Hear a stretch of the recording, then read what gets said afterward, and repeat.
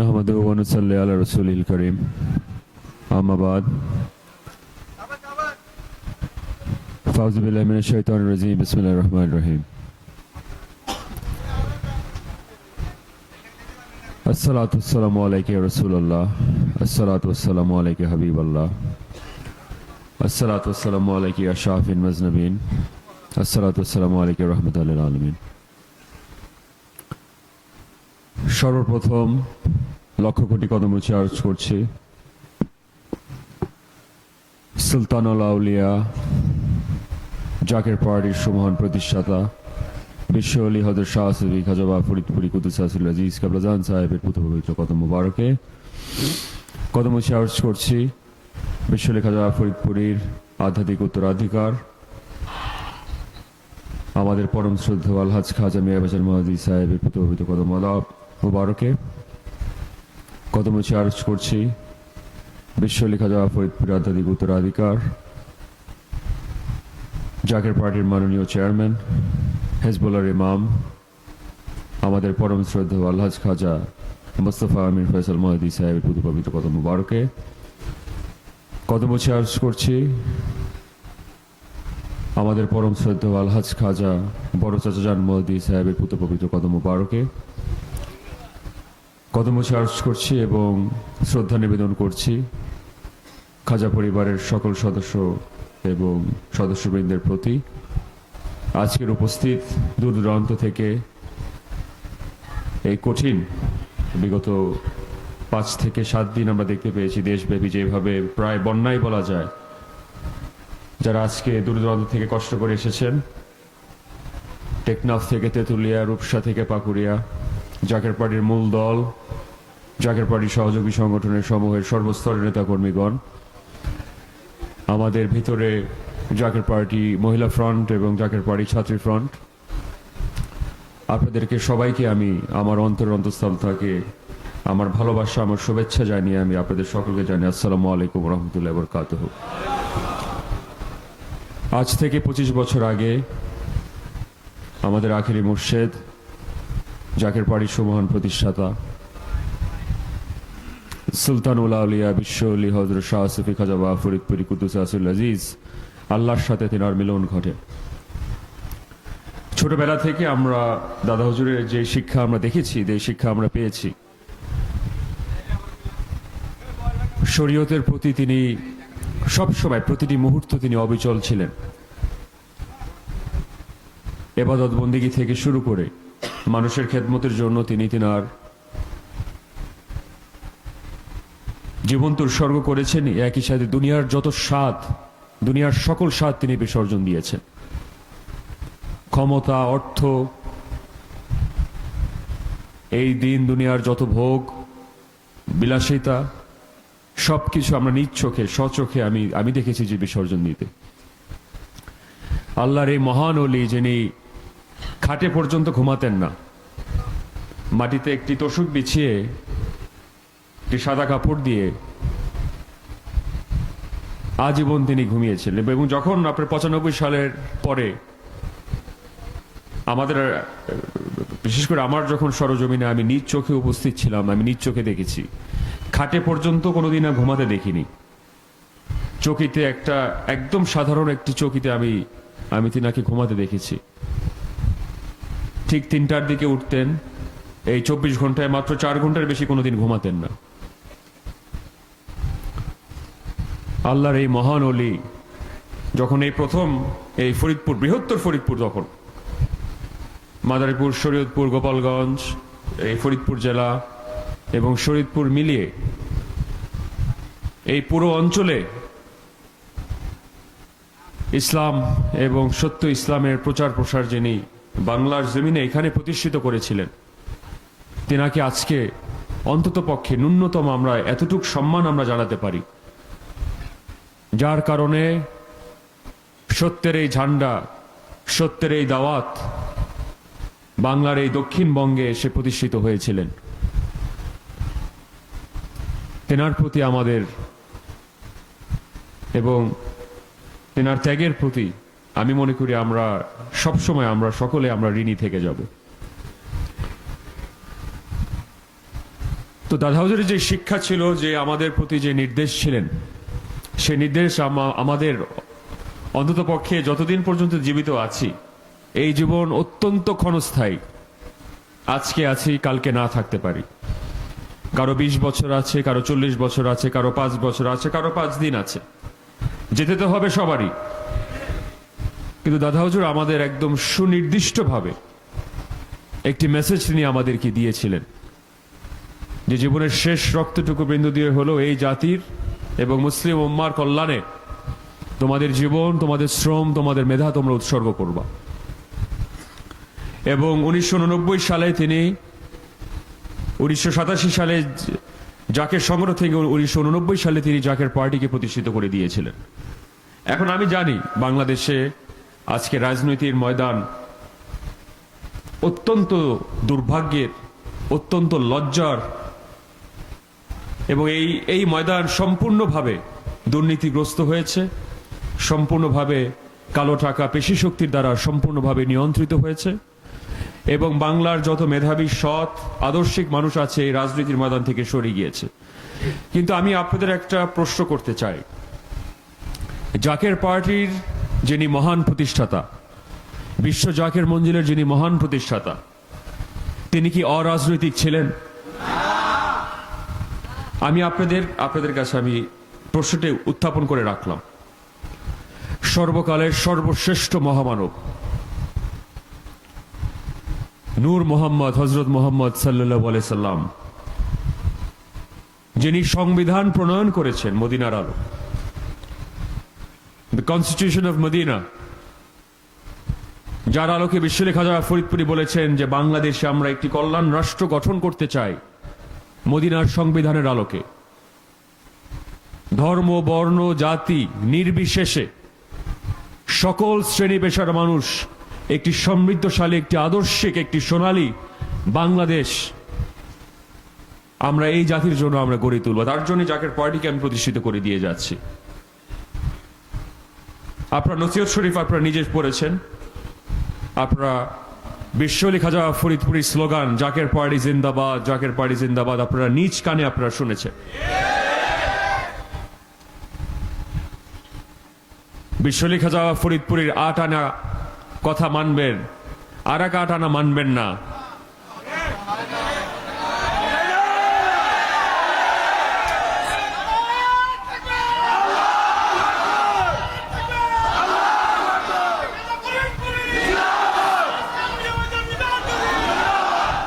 আমি কাউকে কটাক্ষ করে, কাউকে ছোট করে আমি কোনো কথা বলতে চাচ্ছি না।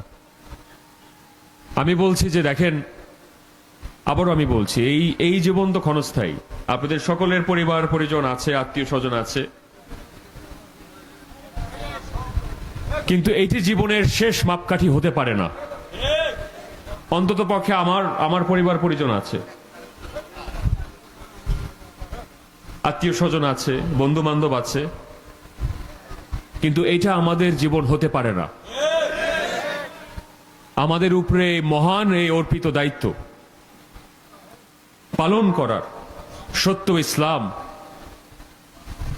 যেটা হযরত মুহাম্মদ সাল্লাল্লাহু আলাইহি সাল্লামের যে ইসলাম, তরিকতের শিক্ষা, সত্য তরিকা প্রতিষ্ঠিত করার আমাদের দায়িত্ব আমাদের রয়েছে সকলের, এবং সেটি আমি মনে করি আমাদের জীবনের মাপকাঠি।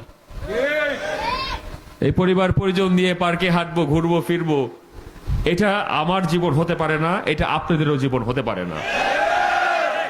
অবশ্যই পরিবারের প্রতি যে আমাদের দায়বদ্ধতা, যে দায়িত্ব আমাদের আছে, অবশ্যই সেটা আমরা অক্ষরে অক্ষরে পালন করব। ইবাদত, বন্দেগী, দাদা হুজুরের যে শিক্ষা, শরীয়ত, হকিকত, তরিকত, মারেফত, সকল শিক্ষায় পরিপূর্ণতা আমরা অবশ্যই আমাদের রাখতে হবে। শরীয়তের এক চুল পরিমাণ, দাদা হুজুর কোনোদিন শরীয়তের এক চুল পরিমাণ কেউ বলতে পারবে না যে বিসর্জন দিয়েছে। শরীয়তের বিপরীত একটা কোনো কর্মকাণ্ড কোনোদিন কোনো সময় করেছে। কিন্তু আমি আবারও বলেছি, আবারও আমি আপনাদের বলছি, বিশেষ করে আমার প্রাণ প্রিয় জাকের ভাই এবং বোনেরা যারা আমার বক্তব্য শুনছেন, আমি আপনাদের কাছে আহ্বান করব, এবং আমি অত্যন্ত বিনয়ের সাথে আমি বলবো দুনিয়ার এই সাময়িক স্বাদ মিটানোর জন্য, ভিন্ন দল থেকে কিছু সুযোগ সুবিধার জন্য, অল্প কিছু অর্থের জন্য নিজের পীরের হুকুম, জাকের পার্টির সুমহান প্রতিষ্ঠাতা বিশ্ব আলী খাজা ফরিদপুরের ইমানি নির্দেশ, অল্প কিছু টাকার জন্য, সাময়িক কিছু ক্ষুধা মেটানোর জন্য দয়া করে আপনারা বিসর্জন দিয়েন না। আমি একটা কথা সবসময় আমি বলি, আমরা প্রতিশোধে কোনো সময় বিশ্বাসী না। কেউ বলতে পারবে না এই যে ক্ষমতার যে পালাবদল হলো, যারা আমাদের উপরে ভয়ঙ্কর আপনার জুলুম করেছে, আমি নাম উচ্চারণ করতে চাচ্ছি না, কাউকে কটাক্ষ করতে চাচ্ছি না, এটা আমাদের ইতিহাসে নাই, এটা আমাদের সংস্কৃতির ভিতরে নাই।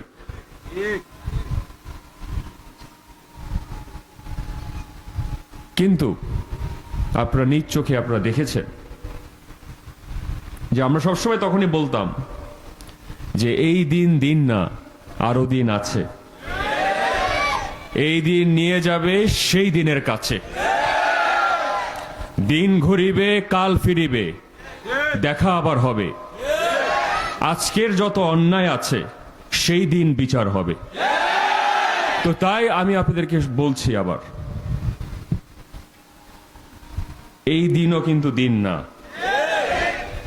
অতীতে যে কথা আমি বলেছি আমি আবারও বলছি, উপরের যে মহাপরিকল্পনাকারী তিনি আমাদের সাথে না থাকলে আমাদের অস্তিত্ব থাকতো না, টিকে থাকার কথা না। আপনার স্বচক্ষে, আপনার নিজ চোখে আপনারা দেখেছেন, ছিল না আমাদের অর্থ, ছিল না আমাদের ক্ষমতা, রাষ্ট্রযন্ত্র সম্পূর্ণভাবে নিয়ন্ত্রিত, প্রশাসন নিয়ন্ত্রিত, গণমাধ্যম নিয়ন্ত্রিত, বিচারিক কাঠামো নিয়ন্ত্রিত। সত্যের পক্ষে আমরা অবিচল ছিলাম, সত্যের পক্ষে আমরা অবিচল আছি, সত্যের পক্ষে ইনশাল্লাহ শেষ রক্তটুকু বিন্দু দিয়ে হলো এই সত্যের সংগ্রামে আমরা অবিচল থাকবো ইনশাল্লাহ। আপোষ আমরা করি নাই, ক্ষমতার কাছে করি নাই, দানবীয় শক্তির কাছে আমরা করি নাই, মাফিয়া গডফাদারদের কাছে চোখে চোখে চোখ রেখে আমরা কোনো ধরনের ন্যূনতম কোনো আপোষ আমরা করি নাই। আপনারা রাজসাক্ষী, আমি ভেঙে ভেঙে কোনো কথা বলতে চাচ্ছি না, কারণ ব্যক্তি আক্রোশ, ব্যক্তি আক্রমণে আমরা বিশ্বাস করি না।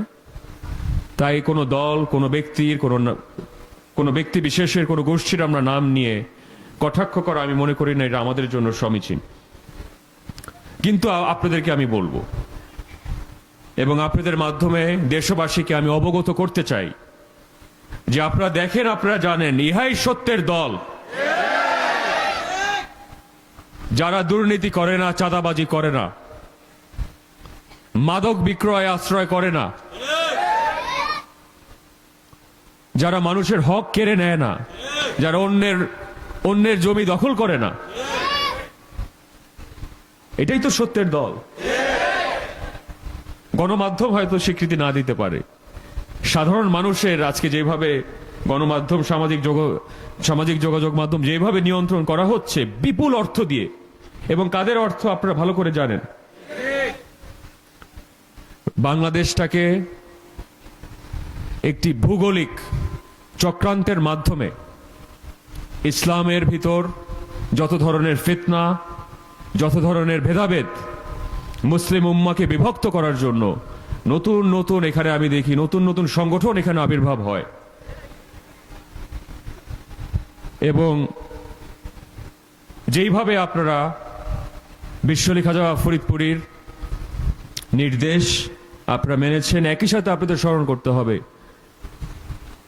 আমাদের দাদাজান হুজুর হযরত শাহ সুফি খাজা ইউনুস আলী রহমতুল্লাহ আলাইহি, তিনি তেনার শেষ সরস শরীফে বলেছিলেন, জাকের পার্টির কি জয়, জাকের পার্টির কি জয়। সত্য মিথ্যা আপনারা ভালো করে জানেন। হাজার হাজার লক্ষ লক্ষ জাকের ভাই ও বোনেরা দেশব্যাপী রয়েছেন। এখন যে জিনিস আপনি শুনেও যদি আপনি অস্বীকার করতে চান, সেটা অ্যাবসলিউটলি আপনাদের ব্যাপার। আমি জবরদস্তিতে বিশ্বাস করি না। আমি আপনাদেরকে দাওয়াত দিয়েছি যে এটা সত্যের পথ, এটা সত্য তরিকার পথ, এটার আল্লাহ ওলিগণদের দপ্তর। আসবেন নাকি আসবেন না সেটা একদম সম্পূর্ণভাবে আপনাদের ব্যাপার। আমি আপনাদেরকে উদ্দেশ্য করে বলছি না, আমি দেশবাসী যারা আমার বক্তব্য শুনছেন, যারা বিশ্বলি খাজা ফরিদপুরি মুরিদান আশেকান, যারা জাকেরান দেশব্যাপী রয়েছেন, সকল ভেদাভেদ ভুলে গিয়ে ঐক্যবদ্ধ হন। দাদা হুজুর সবসময় আমাদের বলতেন, একতার বলে হও বলিয়ান, উড়েবে তবে আকাশে বিজয় নিশান। অন্য দলের দালালি করেন না, লাভ হবে না, কোনো লাভ হবে না। 15 বছর দেখেছেন, তার আগে 5 বছর, তারও আগে 10 বছর, তারও আগে 15 বছর। আসবে যাবে, আপনাদেরকে ফুটবলের মতো ব্যবহার করবে। এদিক থেকে লাথি দিবে ওইদিকে যাবেন, ওইদিক থেকে লাথি দিবে ওইদিকে যাবেন। আমার আপনার বন্ধন, এটা তো পবিত্র বন্ধন। এই বন্ধন তো আমি বেঁধে দিয়ে যাই নাই। তো দুনিয়ার যেই প্রান্তেই যান, যেই দলই করেন, শেষমেশ আপনার আমার কাছেই আসতে হবে। আমি পৃথিবীর যেই প্রান্তেই থাকি না কেন, লন্ডন, আমেরিকা, সাউথ আফ্রিকা, পৃথিবীর যদি, আমি বললাম তো, অ্যামাজন রেইন ফরেস্টে যদি থাকি, ফেরত আসতে হবে আপনাদের কাছেই। এটা একটা পবিত্র, মহাপবিত্র একটি বন্ধন। এবং আমি আপনাদেরকে সেই সূত্রে আমি আপনাদেরকে আহ্বান করি, দাদা হুজুরের এই অসমাপ্ত স্বপ্ন আমাদের অক্ষরে অক্ষরে বাস্তবায়িত করবে, না হলে এই জীবনের কোনো মর্ম থাকে না। আমি আপনাদের ক্লিয়ার কাট কথা বলছি, সোজাসাপটা কথা বলছি। এবাদত বন্দেগী, মোরাকাবা, তরিকতের শিক্ষা সবকিছু আমরা পালন করব, অবশ্যই করব, সকলে আমরা করি।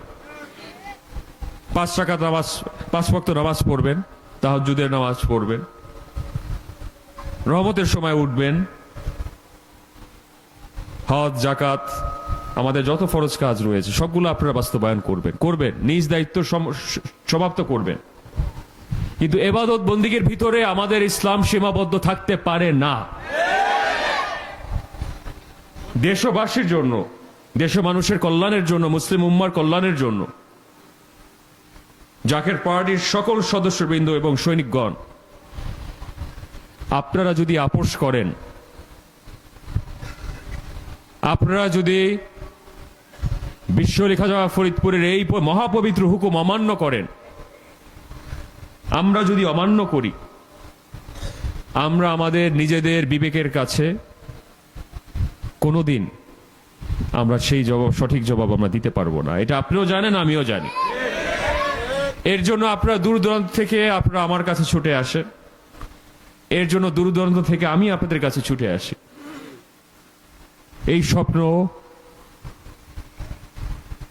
বড় পীর আব্দুল কাদের জিলানী রহমতুল্লাহ আলাইহির স্বপ্ন। এই স্বপ্ন হযরত শাহজালাল, হযরত শাহপরানের স্বপ্ন। এই ইমানি নির্দেশ তরিকতের ইমাম সুলতানুল আউলিয়া শেখ আহমেদ সেরহিন্দি মুজাদ্দেদ আল ফিসানির স্বপ্ন। এই স্বপ্ন হযরত শাহ সুফি ওয়াজিদ আলী রহমতুল্লাহের স্বপ্ন। এই স্বপ্ন হযরত শাহ সুফি হযরত ফতেহ আলী রহমতুল্লাহের স্বপ্ন। এই ইমানি নির্দেশ হযরত শাহ সুফি খাজা ইউনুস আলী রহমতুল্লাহের ইমানি নির্দেশ। এবং এই প্রতিষ্ঠিত পার্টি সুলতানুল আউলিয়া বিশ্বলি হযরত শাহ সুফি খাজা ফরিদপুরি প্রতিষ্ঠিত পার্টি।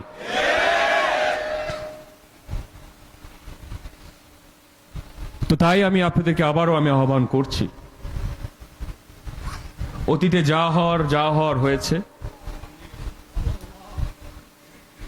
যারা আমাদের সাথে দুশ্মনী করেছে তাদেরকেও ক্ষমা করে দিলাম। যান,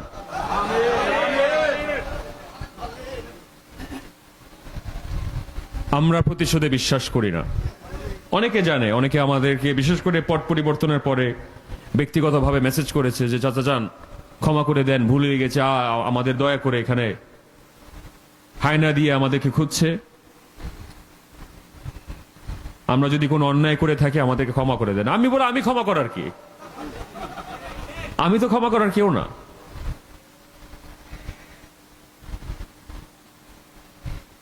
তো অনেকেই ভেবেছিল যে আমরা নিশ্চয়ই, নাম অ্যাড্রেস তো সবারই আছে কম বেশি, আপনারাও ব্যক্তিগতভাবে চেনেন। একটা মানুষের বিপক্ষে প্রতিশোধ দিতে দেখেছেন আমাদের? একজন?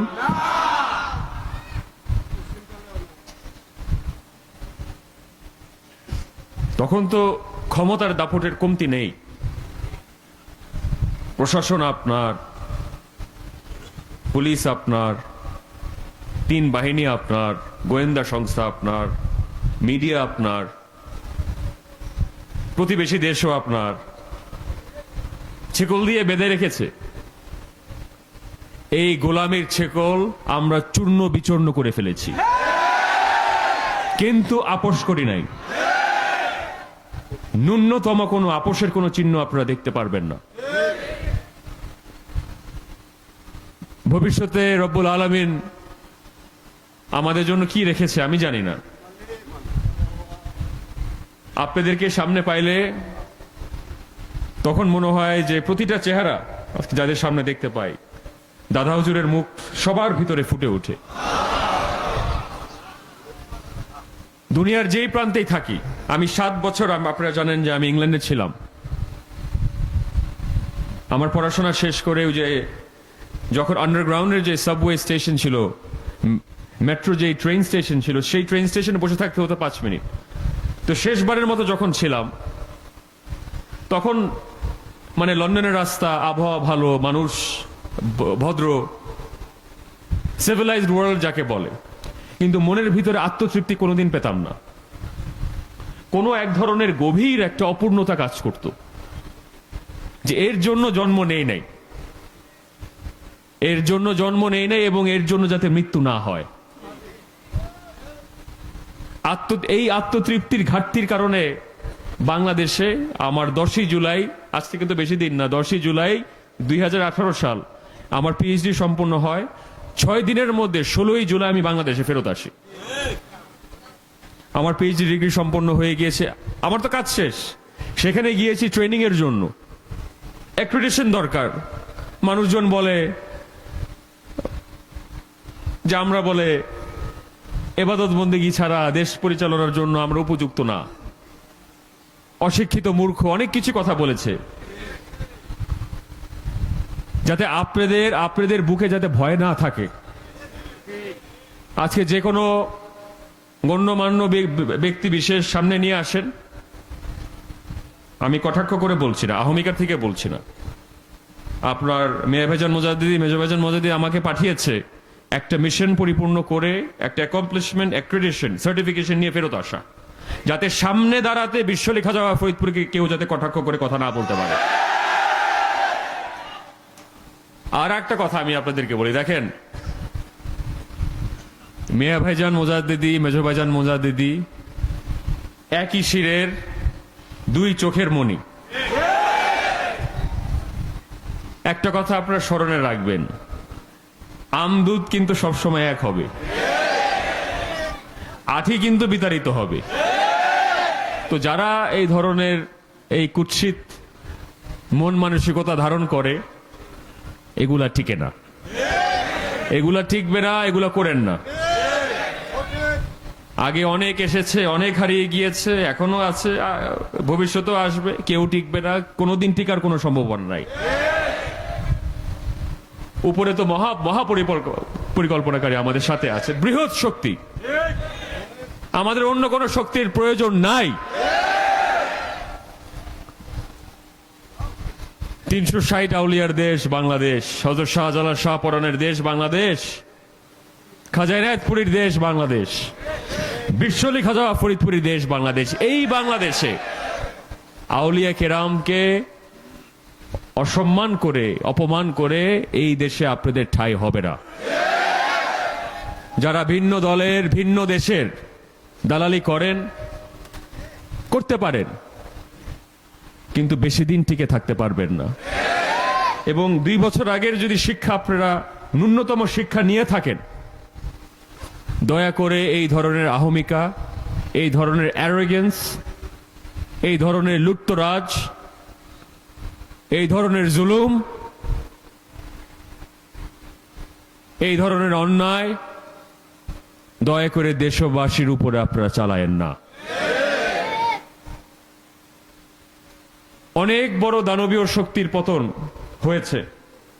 আপনার ইতিহাস যদি আপনারা ঘেটে দেখেন, এই তরিকতের ইমাম মুজাদ্দেদ আল ফেসানি, মোগল সম্রাট আকবর, আজকে যারা ক্ষমতায় আছে বা ভবিষ্যতে যারা ক্ষমতায় যাবে, অতীত যারা ক্ষমতায় ছিল, এরা তো চুনোপুটি। মোগল সাম্রাজ্যের সম্রাট, যিনি শেষমেশ মুজাদ্দেদ আল ফেসানিকে কারাবরণ করতে বাধ্য করেছিলেন, তার পরিণাম কি হয়েছে আপনারা ইতিহাস ঘেটে দেখেন। এই সম্রাট মাথার উপরে বাস করে শেষ নিঃশ্বাস ত্যাগ করতে হয়েছিলেন। এবং এই সম্রাট আকবরের যারা উত্তরাধিকার যারা ছিলেন, তারা ঠিকই এই মুজাদ্দেদ আল ফেসানির দরবারে গিয়ে তিনার তরিকতের শিক্ষায় আবদ্ধ হয়ে, সত্য তরিকার শিক্ষায় আবদ্ধ হয়ে ইসলাম প্রসার করেছেন। তো আল্লাহর অলিগণদের শক্তি কিন্তু স্বয়ং আল্লাহ রব্বুল আলমিনের শক্তি। আমি আলেম ওলামাগণদের প্রতি আমি বিনয়ের সাথে একটা কথা আমি বলবো, যে দেখেন, যারা ফিতনা সৃষ্টি করতে চায়, এবং আপনারা জানেন যে 1916 সালের থেকে, আপনি যদি ব্যালফোর ডিক্লারেশনটা, ইতিহাসটা ভালো করে ঘেটে দেখেন, এই অটোমান খলিফেটের যে শেষ পতন ঘটালো, বিশেষ করে ব্রিটিশরা 1924 সালে প্রথম বিশ্বযুদ্ধের পরবর্তীকালীন সময়ে মধ্যপ্রাচ্যের কিছু দেশ ব্রিটিশদের অর্থ খেয়ে অটোমানদের সাথে বেইমানি করে ইসলামের শেষ খলিফাদেরকে বর্বরচিতভাবে পতন ঘটালো, ভয়ঙ্করভাবে, নিষ্ঠুরতার সহিত। এবং এই একই ব্যালফোর ডিক্লারেশনের মাধ্যমে ইসরায়েল ফিলিস্তিনের ম্যাপ দুই ভাগে বিভক্ত করে দিল। এবং আমি একজন ব্রিটিশ প্রফেসর, আমি ব্যক্তিগতভাবে চিনতাম, নাম বলছি না, যখন আমার একটা কনফারেন্স ছিল কেমব্রিজে, যখন আমি ইউনিভার্সিটি কলেজ লন্ডনে আমি আমার পিএইচডি করছিলাম, তো তখন বলেছে আমার সাথে আসো, একটা জিনিস দেখাবো তোমাদের।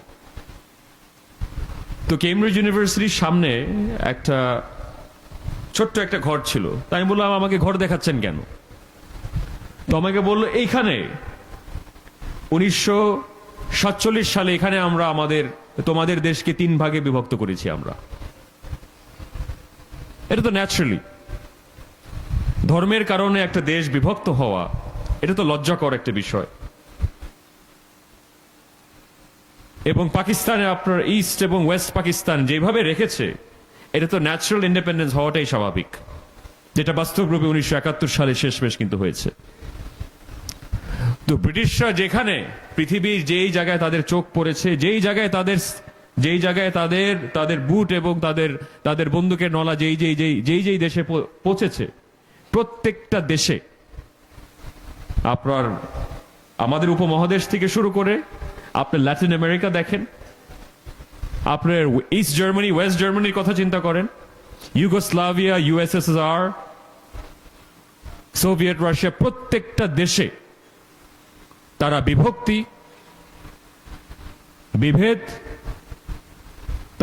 বিভেদের বীজ প্রত্যেকটি দেশে তারা রোপণ করে দিয়ে গিয়েছে। তো আজকে যারা, আমি কোনো দেশের নাম নিচ্ছি না, কিন্তু আজকে কিছু সংখ্যক আলেম ওলামাগণ, তারা বিদেশি ফান্ডেড আলেম যারা রয়েছেন, সরাসরি ইসরায়েলের টাকায় যারা পরিচালিত হয়, নতুন নতুন বাদ সৃষ্টি হয়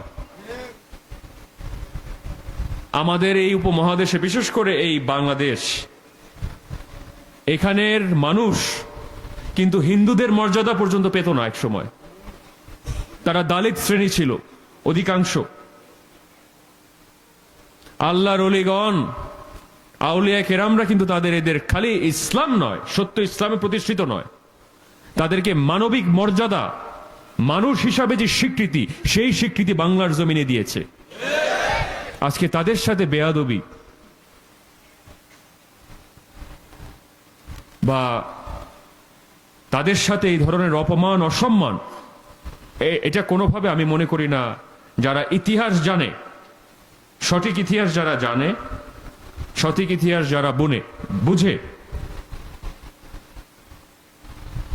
এটা কোনো সভ্য সমাজে আমি মনে করি না এটা কাম্য হতে পারে, কোনো সভ্য সমাজে এটা সমীচীন হতে পারে না। তো তাই আমি আপনাদেরকে অনুরোধ করব, আপনাদের মাধ্যমে আমি দেশবাসীকে এবং সকল আলেম ওলামাগণদেরকে আমি অনুরোধ করব, এই দেওবন্দি, সুফি, সালাফি যত ধরনের মতভেদ রয়েছে এখন বর্তমানে, আহলে হাদিস, আহলে কোরআন ইত্যাদি ইত্যাদি ইত্যাদি, আমরা যত ভাগে বিভক্ত হব, পরাশক্তিদের নিয়ন্ত্রণ করতে তত সুবিধা হয়ে যাবে। এই একইভাবে ব্রিটিশরা আমাদের 200 বছর গোলামি করিয়েছে।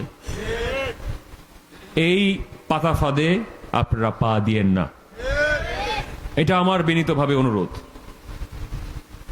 আমরা যদি এক আল্লাহ বিশ্বাস করতে পারি, আমরা যদি এক রসুলে বিশ্বাস করতে পারি সাল্লাল্লাহু আলাইহি সাল্লাম,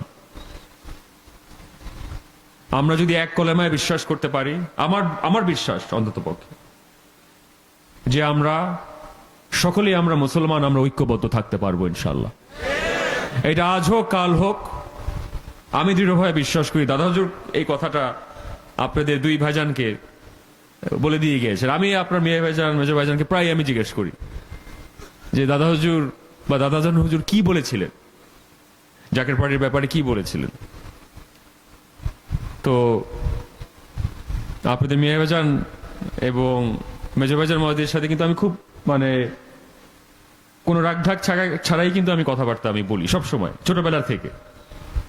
আপনাদের মনেও তো আসে, আর কতদিন অপেক্ষা করতে হবে, ইমাম মেহেদী আলাইহিস সালাম কবে আসবে, এই প্রশ্নটা আমরাও করি সব সময়। তো আপনার মেয়ে বাজান মোজাদ্দিদি বলেছেন যে বাজান, আমি কবে বলতে পারবো না, কিন্তু তোমার দাদা হুজুর এই কথাটা বলেছে যে বাংলাদেশে, যেটা দাদা হুজুর একদম স্বয়ং নিজে আপনাদেরকেও বলেছে, যে আমি যে এটা নিজ কানে শুনেছি, যে জাকের পার্টি বাদে কোনো দল থাকবে না।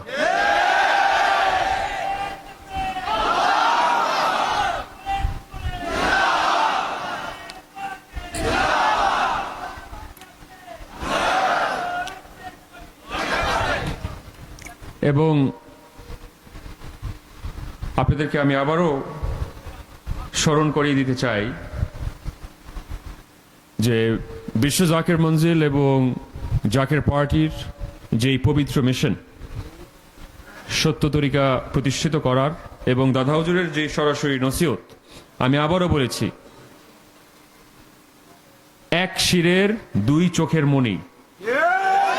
দাদা হুজুর নিজে বলে দিয়ে গিয়েছিলেন, আপনাদের মেহবাজান এবং মেজবাজান মোজাদ্দিদির ব্যাপারে সরাসরি বলে দিয়ে গিয়েছিলেন যে এক অপরের পরিপূরক।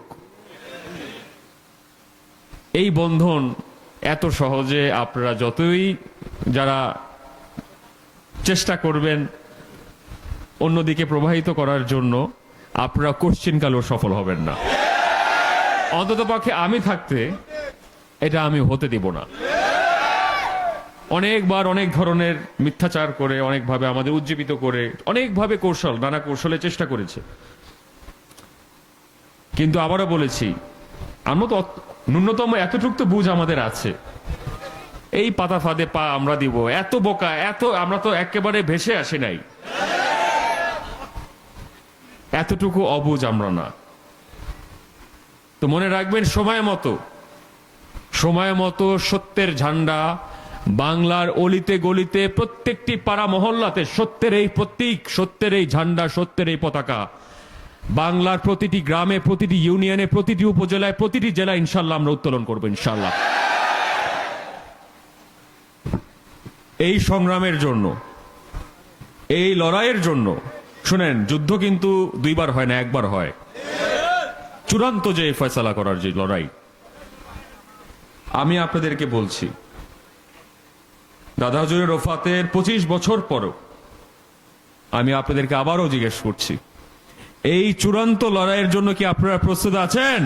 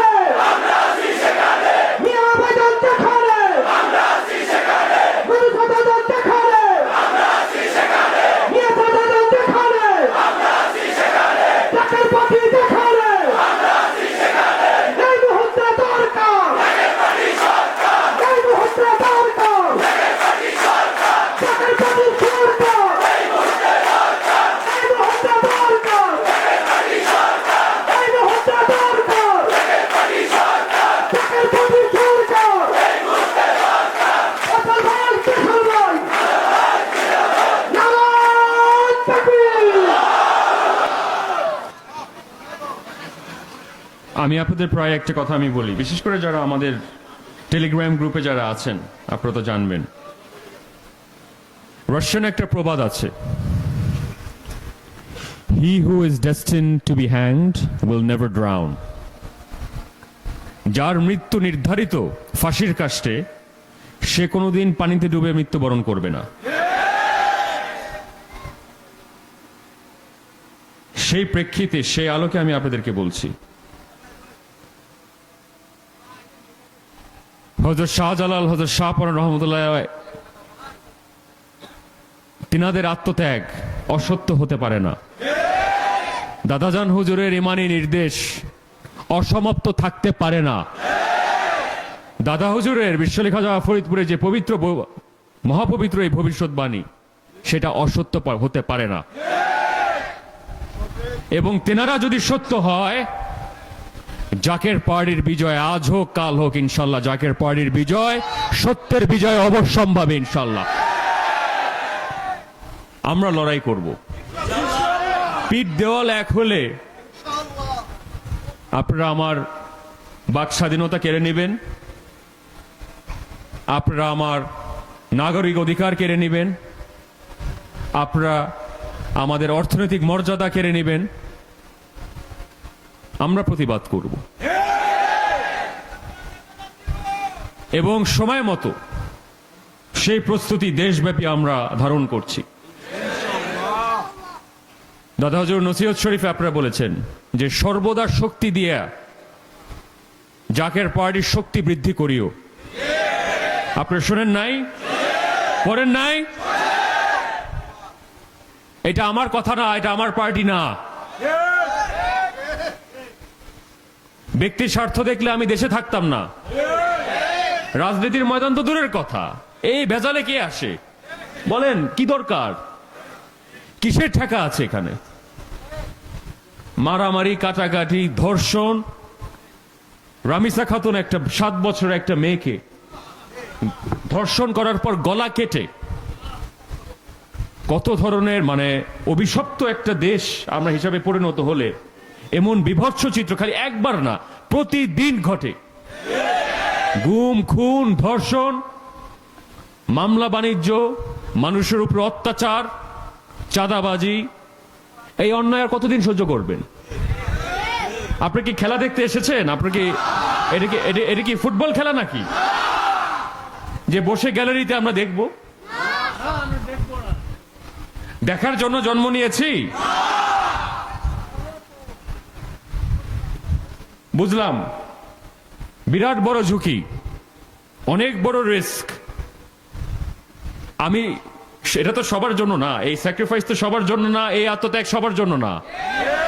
যাদের উপরে অর্পিত দায়িত্ব এসেছে আপনারা সৌভাগ্যবান, কারণ দেশ পরিবর্তনের সনদ আপনাদের হাতে, এবং আপনারা পারবেন একটি সোনালী, সমৃদ্ধশালী, একটি আদর্শিক, একটি মানবিক, মদিনার আলোকে একটি আধুনিক একটি বাংলাদেশ প্রতিষ্ঠিত করার লক্ষ্যে। দয়া করে, আমার অনেক মুরব্বীগণ এখানে আছেন, আমি যদি কারো মনে কষ্ট দিয়ে থাকি, কারো মনে যদি কোনোদিন কোনো কথায়, আমার কথায় যদি কেউ ব্যথিত হয়ে থাকেন, আমাকে ক্ষমা করবেন। আমরা তো সৈনিক, দাদা হুজুরের সরাসরি হুকুম পালনকারী, আমি অন্য কোনো কিছু বুঝি না। কিন্তু মহান মহান মালিকের স্বপ্ন অসমাপ্ত থাকবে আমরা জীবিত থাকতে, বা অন্তত পক্ষে আমরা চেষ্টা করব না। কিসের কারণে চেষ্টা করব না? ভয়, ভীতি, ক্ষমতা, টাকার লোভ, জেল জুলুমের ভয়? চেষ্টা করব না এটা তো হতে পারে না। আমার কাছে তো আমার জবাব দিতে হবে। আপনি মানে একটা কথা আছে তো যে শাক দিয়ে তো মাছ ঢাকা যায় না। আপনি লুকাবেন কোথায়? উনি তো আপনার নিয়ত দেখছেন, আপনার অন্তরের নিয়ত তো উনি দেখতে পারছেন। তাই আমি বলছি, কেবলাজান হুজুরের 16 আনার ভিতরে 8 আনা মানবেন, 8 আনা মানবেন না, এটা হয় না।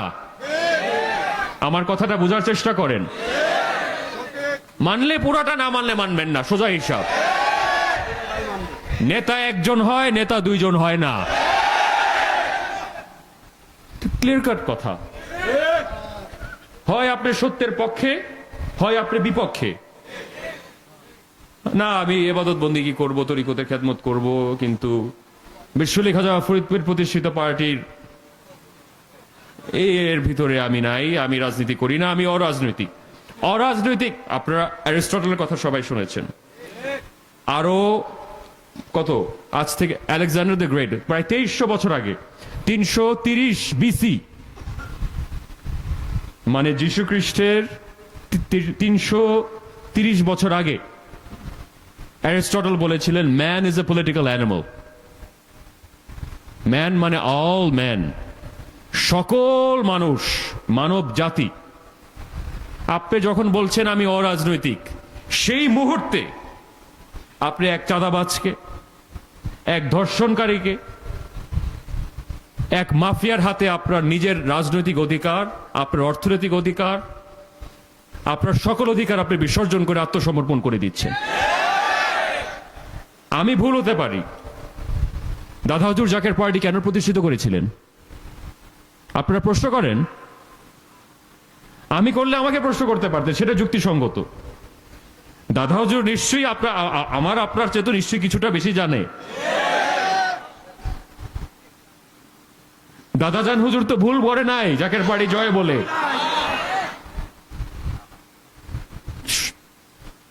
এখানে আমি বলার কিছু নাই। এই দল সকলের জন্য উন্মুক্ত। এটাই সত্যের পথ। এই পথ অনুসরণ করলে বাংলার মানুষ, বিশেষ করে যারা আজকে মজলুম জনতা যারা রয়েছে, 20 কোটি মানুষের দেশে 12 কোটি মানুষ খেতে পারে না ঠিক করে। আমি ইবাদত বন্দেগী করব, কিন্তু দেশের মানুষের খেদমত করব না, এটাও তো ইবাদত বন্দেগী। এটা তো আমার খেদমতের একটা অংশ, আমার সংগ্রামের একটা অংশ। এটা তো আমি বিসর্জন দিতে পারি না। আপনি ভিয়েতনামের কথা চিন্তা করেন, প্রতিবেশী দেশ আমাদের ভিয়েতনাম। এখানে দারিদ্রতার হার ছিল প্রায় 90 ভাগ, আজকে 5 ভাগে নামিয়ে এসেছে। এদের মাথা পিছু আয় আপনার 5000 মার্কিন ডলার। মানুষ মর্যাদাপূর্ণ জীবনযাপন করে। এই ভিয়েতনামের তুলনায় বাংলাদেশ আরো 10 গুণ এগিয়ে ছিল 85 সালে, 86 সালে। আজকে এই ভিয়েতনাম আমাদের ছাড়িয়ে গেল। থাইল্যান্ড, মালয়েশিয়া তো অনেক পিছনে ছিল, বাংলাদেশের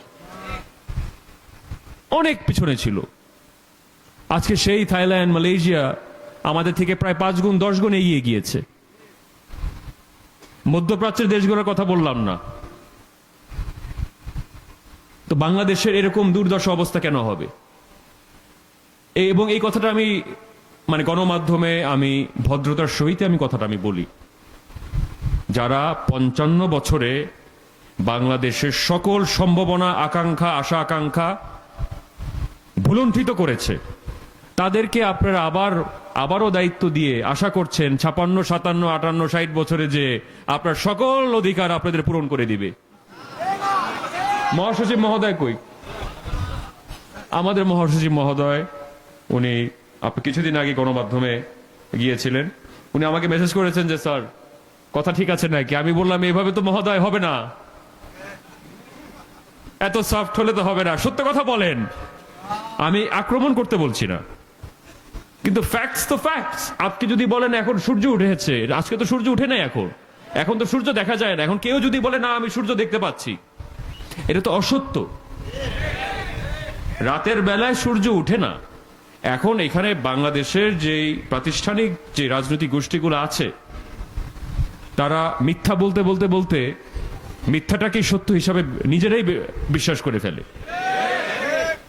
অনেকে যারা অতীতে ক্ষমতায় ছিল আমার বলে আমরা তো বিরাট বড় উন্নতি করেছি, রোড, ব্রিজ, কালভার্ট, বিদ্যুৎ সব দিয়েছি।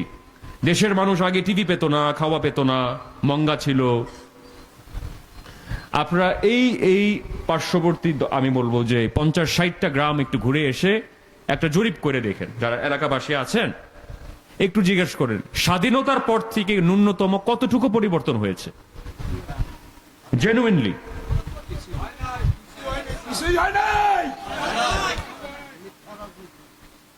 দায়িত্ব আপনাদের। আমার যতটুকু দায়িত্ব আছে ততটুকু দায়িত্ব কিন্তু আপনাদের। কিন্তু আমি এটা বলছি, আমরা চূড়ান্ত লড়াইয়ের জন্য আমরা প্রস্তুতি নিচ্ছি। একটি আদর্শিক বিপ্লব, রক্তপাতের এবং রণক্ষেত্র করে লাশ দিয়ে রাজনীতি করার রাজনীতি আমরা কোনো সময় করি না, অগ্নিসংযোগের রাজনীতি আমরা কোনো সময় করি না। হয়তো এর জন্য ক্ষমতার স্বাদ এখন পর্যন্ত ভোগ করতে পারি নাই। আসলে এখানে তো ভালো মানুষ ক্ষমতায় যায় না, আপনারা ভালো করে জানেন। নির্বাচন বাংলাদেশে কোন প্রক্রিয়া হয় অবশ্যই এগুলো তো বলা নিষেধ না, বললাম সর্বকালের সর্বশ্রেষ্ঠ নির্বাচন হয়েছে 14, 18, তারপর কবে হইল 24, এবং 14, 18, 24-এর শিশু বাচ্চা হচ্ছে 26। অবাধ, সুষ্ঠু এবং নিরপেক্ষ। আপনারা যদি আপনাদের মন যদি শীতল হয়, বললাম খুবই ভালো হয়েছে, আপনাদেরকে আমি কনগ্রাচুলেশন জানাই। আমাদের মহাসচিব মহোদয়কে উনি বলেছে এত সুন্দর নির্বাচন হলো। আহা, আমি বললাম না, আসলেই এরকম নির্বাচন আমিও দেখি নাই। এরপরে খালি বললেন যে ঘোষণাপত্র দিতে আনুষ্ঠানিকভাবে সবার হাতে হাতে যাবে, ঘোষণা দিয়ে দিবে। এই ধরনের তামাশা করার তো কোনো মানে নেই। আমরা 24-এর নির্বাচনে 17 ডিসেম্বর 2023-এ যেহেতু দাদা হুজুরের পার্টি, তোমরা আমাদেরকে কোরবানির গরু হিসাবে ব্যবহার করবা আর আমরা ছাগলের মতো গলা পেতে দিব। 17 ডিসেম্বর ফজরের নামাজ পড়ে মালিকের কদম ধরে, আজকে জানি না তো গুম হয়ে যাব না, এই হয়ে যাব, কি হবে কিছু জানি না, 233 আসনে আমাদের মনোনয়নপত্র দাখিল করা হয়েছে। 17 ডিসেম্বর বাংলাদেশের ইতিহাসে এই যে 13টা নির্বাচন হয়েছে, ইতিহাসে একদিনে একটা পার্টি এতগুলা প্রার্থী একদিনে উত্তোলন করেছে, আর একটা দেখাতে পারবেন না। টাকার অফার, ক্ষমতার অফার কি দেওয়া হয় নাই। আমরা আপোষ করি নাই। এমনকি এই যে বিগত নির্বাচন গেল, দেখেন রাজনীতি, politics is the art of compromise. এটা কম্প্রোমাইজের একটি আর্ট, নেগোসিয়েশন, ডিপ্লোমেসি একটা আর্ট।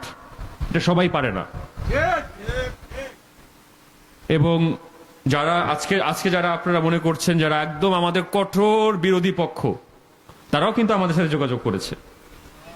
আমরা চাইলে কিন্তু আজকে সংসদে একাধিক সংসদ সদস্য থাকতো, বাট অ্যাট হোয়াট কস্ট? ইতিহাসের কাছে তো আপনার জবাবদিহিতার প্রশ্ন থাকতো। যেতে হলে একবারে পুরাটাই, এইভাবে না, এইভাবে না। দাদা হুজুরকে আমাদের প্রয়াত রাষ্ট্রপতি হোসেন মোহাম্মদ এরশাদ দাদা হুজুরকে বলেছিল, আমি আপনাদেরকে এখানে বলেছিলাম আগে, যে বাবা, আপনার কনিষ্ঠ পুত্র মোস্তফা আমির ফয়সালকে আমি বাংলাদেশের উপরাষ্ট্রপতি পদে আমি নিযুক্ত করতে চাই। তো দাদা হুজুর তখন উত্তরে বলেছেন যে বাবা, আমি যার নাম মোস্তফা রেখেছি, যার নামের স্মরণে, আর যার নামের সাথে আছে আমির, এবং যে দেশের সকল সমস্যা ফয়সালা করবে ফয়সাল, এই মোস্তফা আমির ফয়সাল উপরাষ্ট্রপতি হতে পারে না। তাই আমি বলেছি, এটা তো এখন না, এটা তো মানে আপনার ঠিক জাকের সংগঠনের পর ক্ষমতার কাছে আমাদেরকে ক্ষমতা দিয়ে কিনতে পারবেন না, টাকার প্রলোভন দেখিয়ে বেচতে পারবেন না। এটা সম্ভব না, চেষ্টা করিয়েন না, এটা সম্ভব না।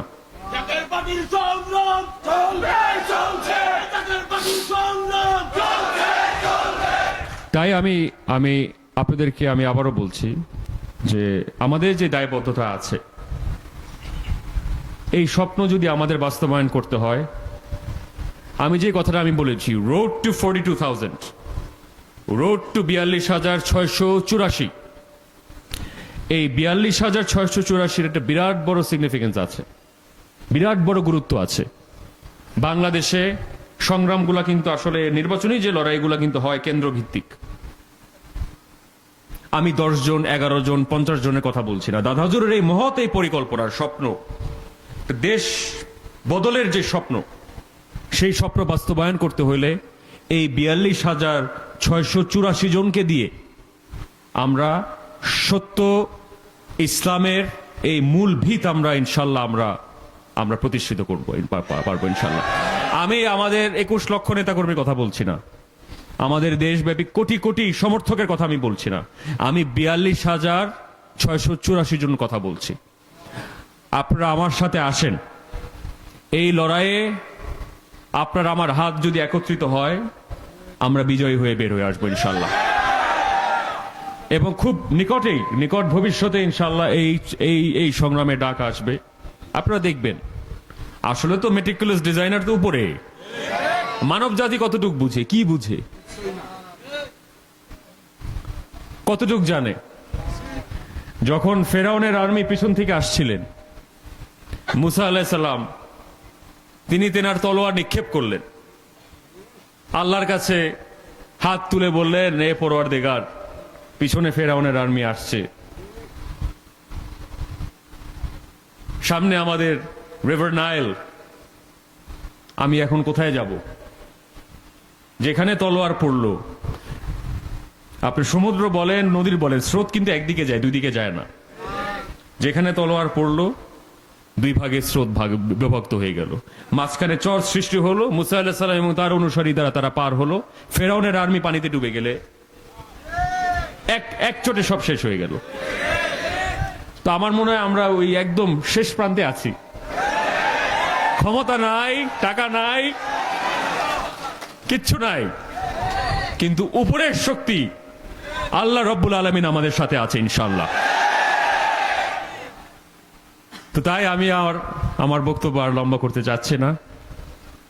আমরা দাদা হুজুরের প্রতি, জাকের পার্টির সমান প্রতিষ্ঠাতার প্রতি এই কর্তব্যটা আমি অন্তত পক্ষে আমি আমার জীবন দিয়ে হলো আমি এটা পালন করব। কারণ ওই 70 বছরে লাঠির উপরে ভর করে শান্তিপূর্ণ জীবন যাপন পালন করে দেশ বিদেশ ঘুরে এই ধরনের জীবন আমি চাই না, আরাম আয়েশের জীবন চাই না। সংগ্রামে এই আপনাদের সামনে থাকতে পারলে মনটা শীতল হয়। এটা পরিবারের কাছেও পাই না, সত্যি কথা। কতটুকু বিশ্বাস করবেন না করবেন আপনাদের ব্যাপার, দেখতেই পাবেন। অন্য জায়গায় কোনো আত্মতৃপ্তি নেই। আসলে আমি আপনাদের সামনে আসি আমার নিজের স্বার্থে। আমি আবারও বলেছি, আপনাদেরকে পেলে মনে হয় দাদা হুজুর আমার সামনে আছে। এই বক্তব্য এক ধরনের আমার দৃষ্টিভঙ্গিতে যে দাদা হুজুরের প্রতি ন্যূনতম হলো কিছু একটা কর্তব্যবোধের, একটা অন্তত পক্ষে 1% হলো একটা কর্তব্যবোধের দায়িত্ব আমি মনে করি আমি পালন করতে পারছি আজকের এই দিনের। মহান রব্বুল আলামিন আউলিয়া কিরামের ধারের কাছ দিয়ে যাওয়ার আমার কোনো যোগ্যতা নেই। উনি আল্লাহ রব্বুল আলামিন আমাদের পথ প্রদর্শক। আল্লাহর উপরে সবকিছু সইপে দিয়েছে। দাদা হুজুর তো নসিহত শরীফে লিখেছে 2 সন্তানকেও সইপে দিয়েছে, সকল জায়গা জমি টাকা পয়সা সবকিছু বিসর্জন দিয়ে নিজ সন্তানদেরকে আল্লাহর দরবারে সইপে দিয়েছেন। তো তেমনি ভাবে আমি আপনাদেরকে সামনে রেখে আমি আল্লাহর দরবারে দাদা হুজুরের এই অসমাপ্ত স্বপ্ন যাতে আমরা বাস্তবায়ন করতে পারি, সত্য ইসলাম যাতে, সত্য তরিকা যাতে আমরা প্রতিষ্ঠিত করতে পারি, জাকের পার্টির মাধ্যমে যাতে মজলুম জনতাকে আমরা যাতে মুক্তি দান করতে পারি, আমি সেই দোয়া আমি আপনাদের সামনে রেখে আল্লাহর দরবারে আমি সেই দয়া আমি ভিক্ষা চাই। আপনাদের সকলের দীর্ঘ হায়াত কামনা করি। আপনাদের পরিবার পরিজন, আত্মীয় স্বজন, বন্ধু বান্ধব, আপনাদের ভালোবাসার সকল, আপনাদের সন্তানদের, ভাই বোন, বাবা মা, যারা বালা মুসিবতে আছেন, মালিক সকল বালা মুসিবত থেকে আপনাদেরকে মওকুফ করেন, মুক্ত করেন। এবং দিন দুনিয়ার যত কষ্ট আছে, মনের অন্তরালে যত কষ্ট, যত দুঃখ আপনাদের মনের ভিতরে আছে, আল্লাহ যাতে এই সকল দুঃখ, সকল বেদনা যাতে আপনাদের মন থেকে, হৃদয় থেকে কেটে নিয়ে যায়। আমি সেই দোয়া আমার ত্যাগের বিনিময়, আপনাদের সকলের ত্যাগের বিনিময়, যাতে আল্লাহ রব্বুল আলামিন আমাদের এই ক্ষুদ্র ক্ষুদ্র ত্যাগের বিনিময় যাতে সত্যের বিজয় যাতে আমরা দেখে যেতে পারি, সত্যের বিজয় যাতে আমরা আপনার মিয়া ভাইজান এবং মেজো ভাইজান মুজাদ্দিদকে আমরা যাতে উপহার দিয়ে যেতে পারি, আমি সেই দোয়া আমি আল্লাহর দরবারে ভিক্ষা চেয়ে আমি আমার বক্তব্য এখানেই শেষ করছি। ওয়াখের দওয়ানা ওয়াল হামদুলিল্লাহি রাব্বিল আলামিন। আসসালামু আলাইকুম ওয়া রাহমাতুল্লাহি ওয়া বারাকাতুহু। বিশ্ব